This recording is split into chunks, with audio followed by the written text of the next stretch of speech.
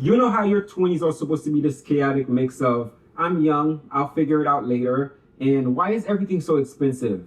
Well, it's a weird decades. You're building your life, your habit, your identity, and your money patterns. And a lot of what's considered normal in your 20s are actually low-key setting people up to be stressed and broke in their 30s and 40s. And the wild thing is, minimalists aren't necessarily better with money because they're good at math or naturally disciplined. Most of the time, it's because they opt out a bunch of these normal traps early. They just decide, yeah, that's not for me. And their future self end up chilling because of it. So in this video, I want to walk you through the 5 money traps minimalists avoid in their 20s, what they are, how they sneak into your life, and what to do instead if you want your money to go towards freedom instead of just stress and bills. Let's get into it. Number 1, treating lifestyle creep as adulting. So let's start with the big one, lifestyle creep. This is when your income goes up and without even thinking about it, your spending rises right along with it. New job? Well, let me get a new apartment. Raise at work? Let me get a nicer car. Bonus? Time for a dessert shopping spree. You're not doing anything wild. You're just quietly upgrading every area of your life at the same time. That's how people in their 30s that are earning 2 to 3 times what they were in their 20s and still feel like they're broke. Minimalists treat lifestyle creep like a red flag, not a flex. Instead of automatically upgrading everything, they ask, what's actually improving my life? Do I need a bigger place or do I want a nicer version of my current life? Does a luxury car actually matters to me or did TikTok convince me it does? Minimalists in their 20s will happily keep a smaller apartment, use an older car, or stay in a non-aesthetic but affordable setup if it means more money for savings, investment, travel, or just having options.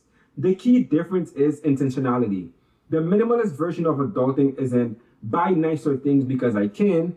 It's keep expenses low enough that my money can start working for me. They might upgrade one area that matters, like finally buying a few more outfits they've been eyeing or better home desk setup, but they don't upgrade everything at once just because their paycheck grew. For them, the gap between what they earn and what they spend, that's where freedom lives. Number 2, normalizing high interest debt as just part of life. The next trap is acting like credit card debt and buy now, pay later are just normal. A lot of people in their 20s quietly build up balances because that's what everyone around them is doing. A few nights out, a flight there, some clothes, some gadget, it doesn't feel like a big deal. But minimum payment exists, so it feels manageable. And because nobody can see your debt, it's easy to ignore it. Minimalists treat high interest debt like hair on fire status. They don't brush it off to the side to deal with it someday. It's not because they never use credit, it's that they refuse to use it to fund a lifestyle they can't actually afford. They see credit card as a tool, not a secondary income. If they do have to swipe their credit card because of an emergency or a dumb mistake, they aim to pay it off aggressively instead of letting it hang around for years. They're also suspicious of buy now, pay later on non-essential stuff. Splitting a $200 purchase into 4 easy payments sound chill, but minimalists look at it like, this is still $200 coming out of my future me's pocket. If an item isn't important enough for me to pay it in full, they're okay with not buying it. It's not about never enjoying nice things, it's about not tying future you to the past you impulsive decisions. Number 3, locking into fixed costs you don't actually need.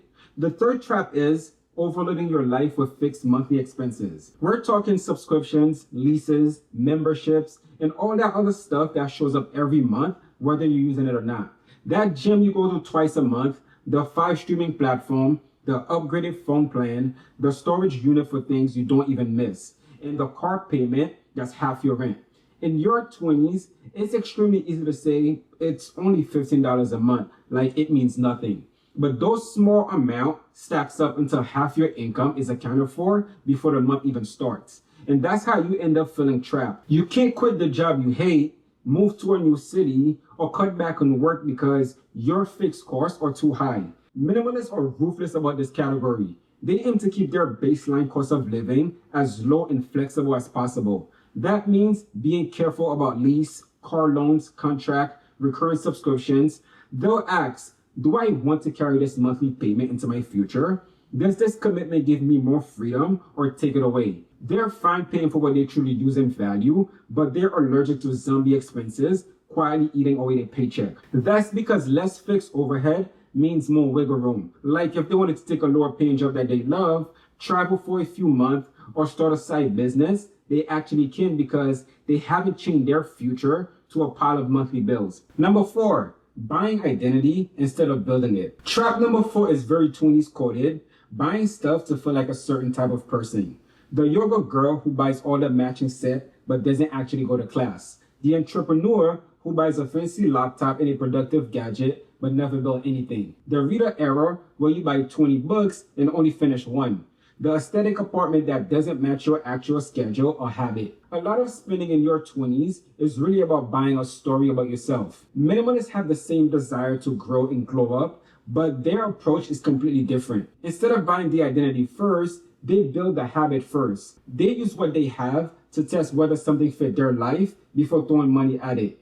Want to be a gym person? A minimalist will start with home workout or a basic membership and see if that habit sticks. Want to be a cook? They'll start with a few simple recipes and one decent pen, not a full Gordon Ramsay kitchen.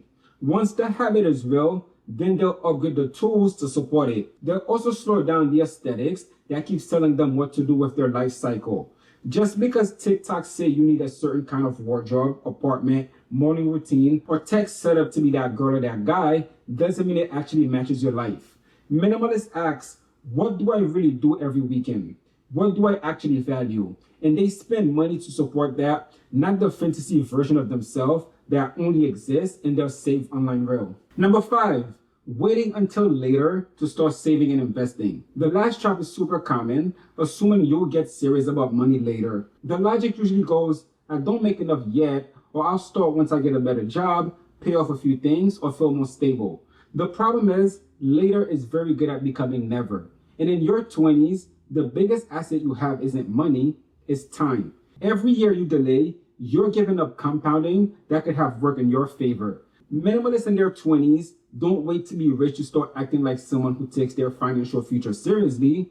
They start small, boring, automatic. That might mean setting up tiny automatic transfers like $25 or $50 a month into a saving or investment account, and then gradually increase that as their income grows. It might mean using a simple index fund instead of trying to day trade or pick stocks. It might mean taking advantage of employer retirement plans, even if you feel like old people stuff. The point isn't that they're putting away a huge amount, it's that they're building the habits early. They design their money system so saving and investment happen in the background and lifestyle get built around what's left, not the other way around. That's a very minimalist move. Set up simple systems that runs on autopilot so your future is taken care of without needing constant willpower. So those are the 5 money traps minimalists avoid in their 20s. So if you're in your 20s, you don't have to do this perfectly.